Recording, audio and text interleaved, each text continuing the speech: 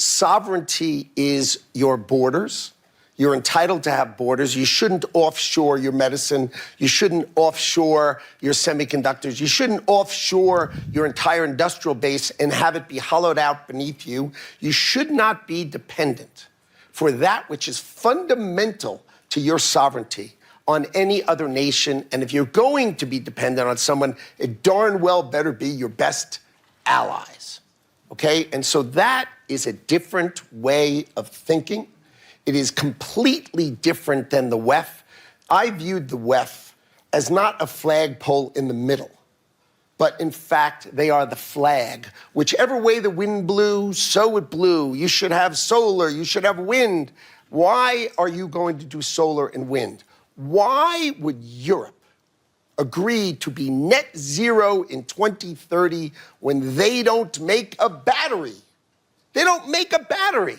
So if they go 2030, they are deciding to be subservient to China, who makes the batteries. Why would you do that? Why would the United States of America, which has oil and natural gas, try to convert to all electricity? China does not have oil and natural gas. Electricity and electric cars make perfect sense to them. That is practical and logical. So the point I want to make, and I want people to think about, is that America First is the job of our government to take care of our workers, to make sure their lives are better for it. And then, don't be America alone, right? But be America first. And I would suggest that policy is something for other countries to deeply consider, to take care of their own, and then we will work out wonderful relationships between us.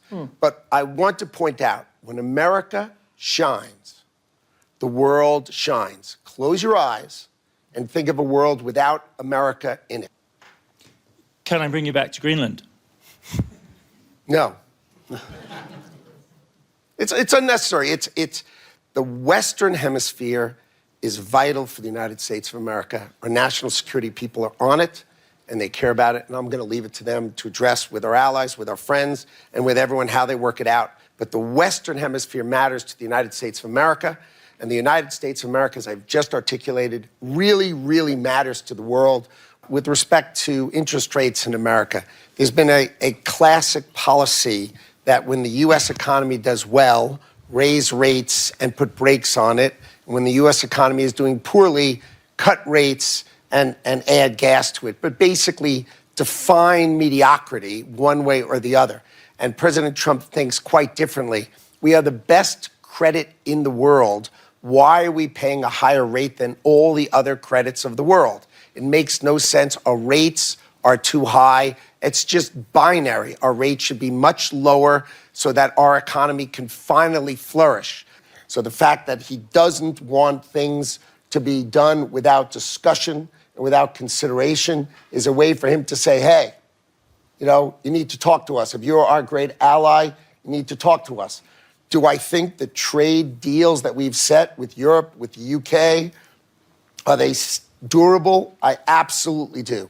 I do not see a model where Europe would decide, I want to blow up the tariff I have on automobiles or on pharmaceuticals or on semiconductors. I'd like to just go back to the way it was in April. I just don't see that happening. What I see happening is diplomacy and talking and at the table rather than action, which is something I think the president cares about and is important to the president. Donald Trump ripped the Band-Aid off, and the whole world said, oh my God.